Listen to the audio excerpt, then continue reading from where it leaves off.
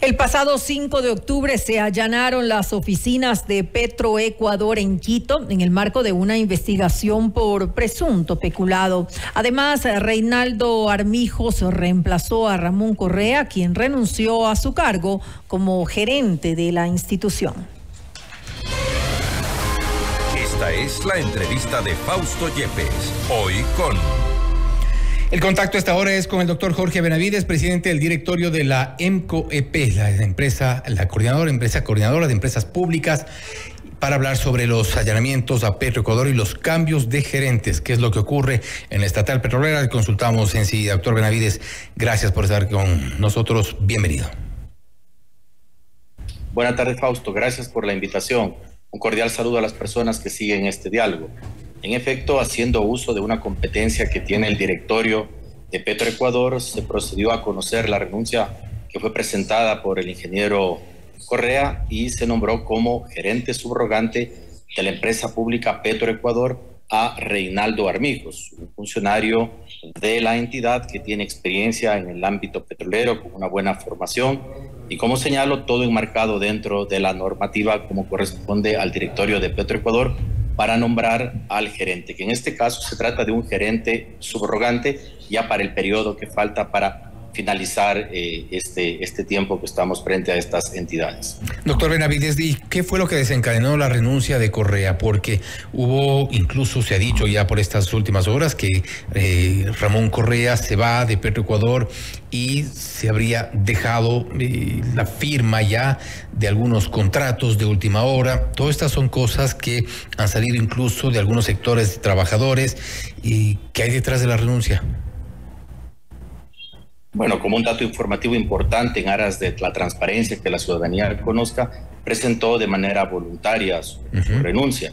Hay que tener en consideración que este proceso de los seguros por responsabilidades, por riesgo petrolero y responsabilidades civil marítima y no marítima, que fue realizado como una actuación que corresponde al gerente general. Es importante aclarar que esto es conocido en el ámbito de lo que resuelve el directorio solamente si hubiese subido por ordenador de gasto, es decir, que superara lo que puede contratar directamente el gerente general. El gerente general de cada una de las empresas públicas por normativa es el representante judicial y extrajudicial de la empresa y toma las decisiones en el marco de la normativa y de la mejor manera para defender los intereses institucionales. Ese procedimiento de contratación de esta póliza de seguro, como señalo, competencia del gerente general y que fue llevado incluso teniendo en consideración un informe de pertinencia que había metido en su debido momento la Contraloría General del Estado y respetando los procedimientos establecidos en la contratación pública.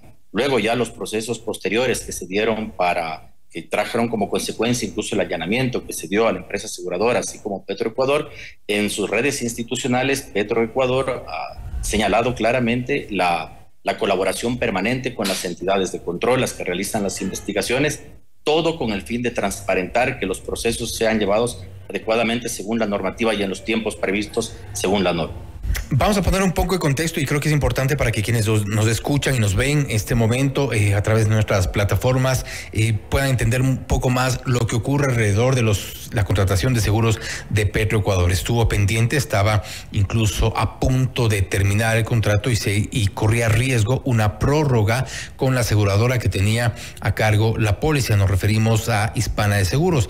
Posteriormente se publicó y por esos días antes de que vence este plazo se publicó una denuncia en varios medios de comunicación sobre una reunión en una cafetería en donde se repartían más o menos $4 millones entre dos funcionarios públicos y dos abogados particulares, uno de ellos de la aseguradora Hispana, en lo cual mencionaban la idea de bajarse el contrato para poder bajarse el proceso de licitación para generar esta prórroga y que se mantenga la misma aseguradora. Posteriormente se dio la contratación de la única oferente, entendemos que es la que estaba en ese momento, y se han generado dos procesos de investigación, tanto por este aparente o supuesto intento de reparto de dinero para bajarse la licitación, como por la adjudicación del nuevo contrato. ¿Es así? Sí, en efecto es así. Y como señalaba, este tema es de responsabilidad dentro de las gestiones y las atribuciones que tiene la gerencia de Petroecuador. No fue motivo de conocimiento del directorio porque no superaba el ordenador de gasto.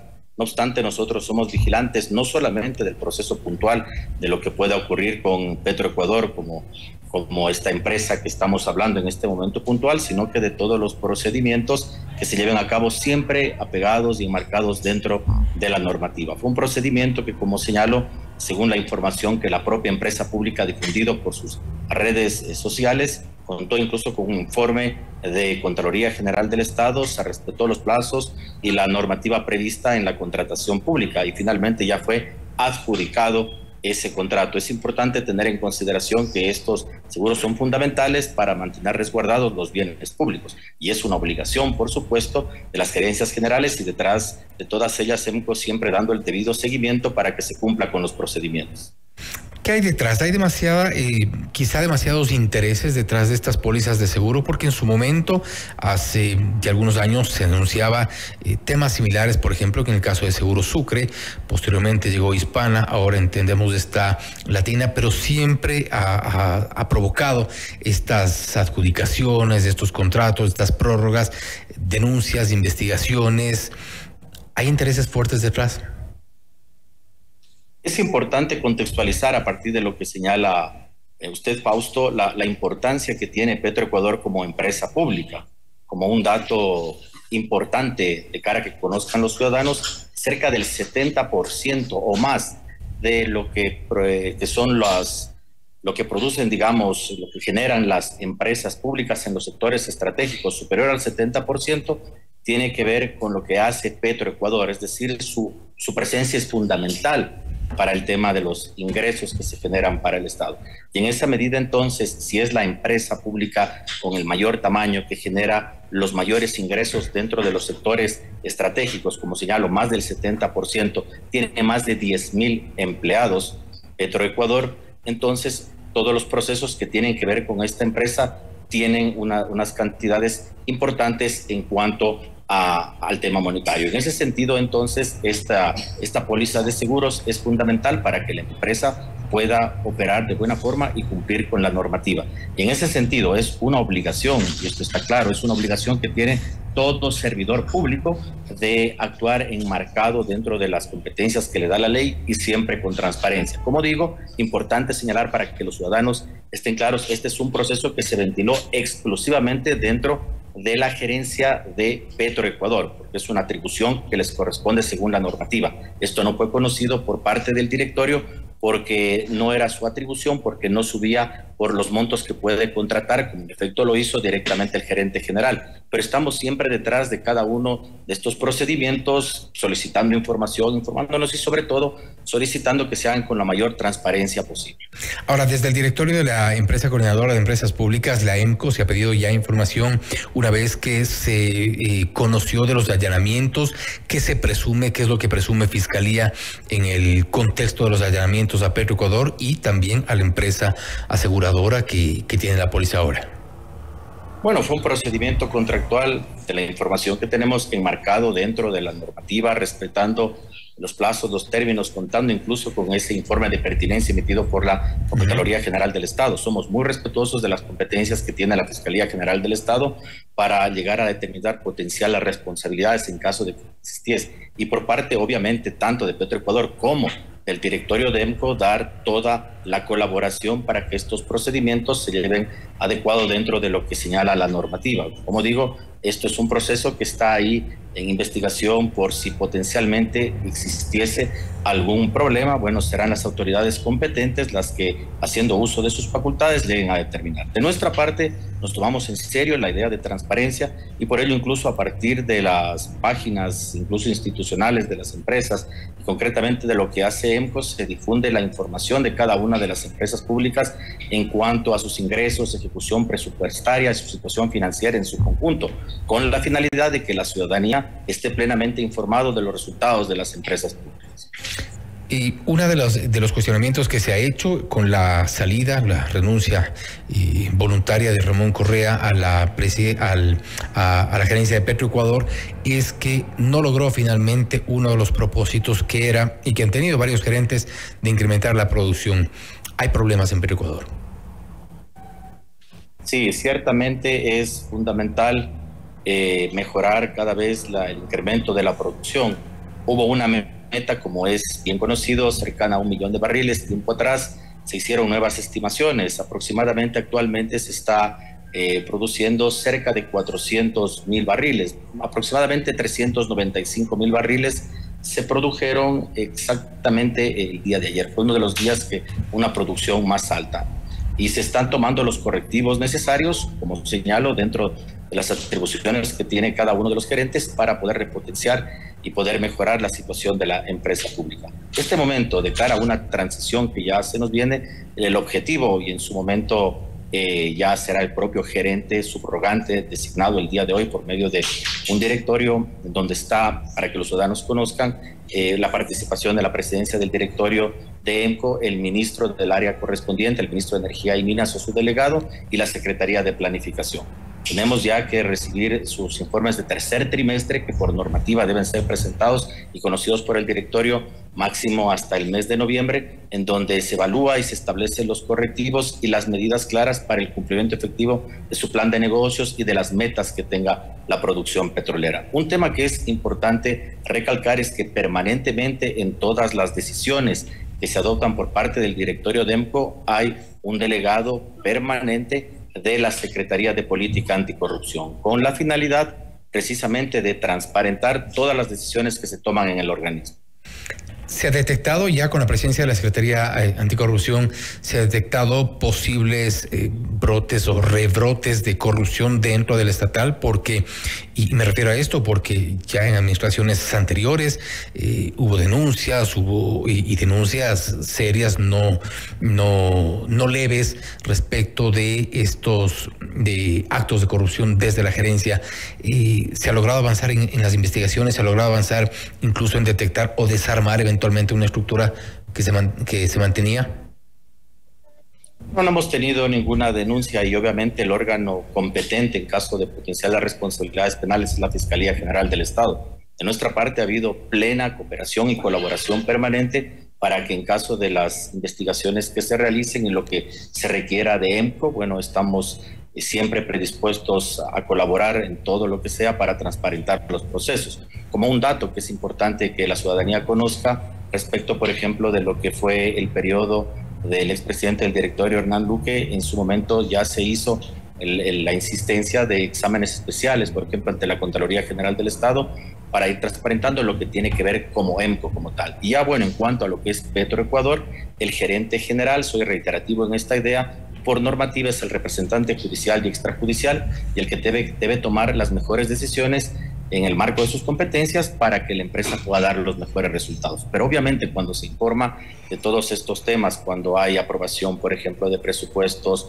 o se toma en cuenta, por ejemplo, los cambios que puede haber en los planes y en la gestión en su conjunto de la empresa, se hacen recomendaciones. Un tema importante fue que en este directorio también se aprobó, por ejemplo, del campo Amistad, con la finalidad, por ejemplo, de extraer gas natural que pueda ayudar, por ejemplo, en la generación termoeléctrica a través del gas, concretamente en Termomachala. Entonces son decisiones importantes y marcadas dentro de la normativa y la permanente colaboración con los organismos de control en caso de que se presenten las denuncias y se diesen las investigaciones que corresponden. Y dos temas antes de cerrar, doctor Benavides, uno que había mencionado usted en este momento, respecto de la gestión de Hernán Luque, donde hubo denuncias, incluso audios donde hablaban de repartos de $150,000 en adelante. ¿Han llegado ya a detectar, no sé, el resto de la estructura que operaba en su momento con Hernán Luque, quienes estaban siendo parte de los contactos para este supuesto o aparente reparto? Eso está en proceso de investigación de la Fiscalía y es el órgano competente de dar la información que corresponda. De nuestra parte, total apertura y colaboración con las autoridades para que prive ante todo la transparencia en la gestión de las empresas públicas.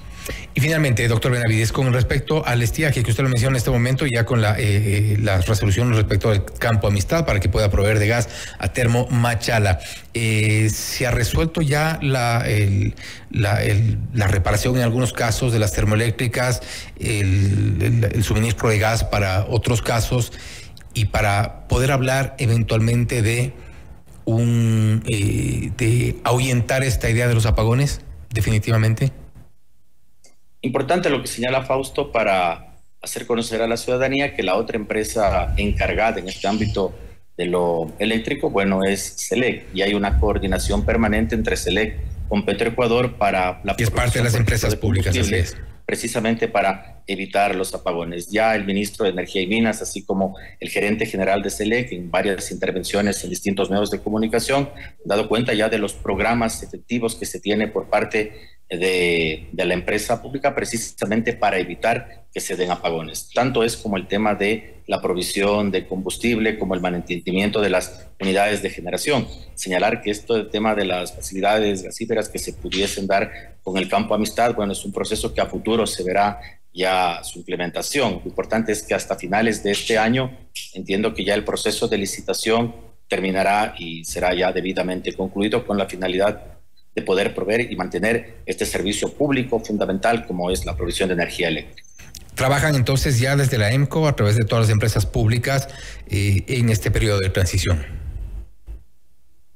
Sí, agradezco justamente su comentario para hacer conocer a los ciudadanos que ya faltando poco ya para el proceso de transición, dejamos la casa en orden como EMCO, en el sentido de que se han aprobado los presupuestos, los planes de negocios, se conoce ya la ejecución presupuestaria de cada una de estas empresas y se deja en definitiva aprobado los instrumentos de gestión, que son los elementos básicos para que las distintas empresas públicas, las 2 empresas públicas de los sectores estratégicos puedan seguir operando con normalidad.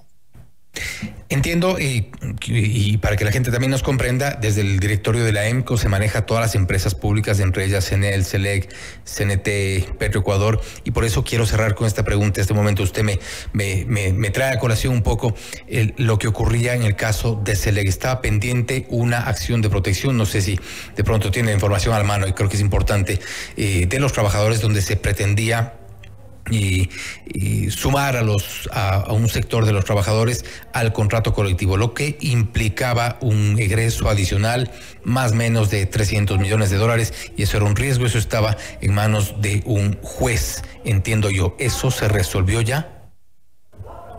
Sí, es un tema que tiene que ver no con SELEC, con CENEL. La empresa... Con CENEL y con SELEC. Con SELEC está todavía pendiente, por eso le pregunto de SELEC, porque en CENEL ya resolvieron. De CENEL ya resolvieron, de SELEC todavía no.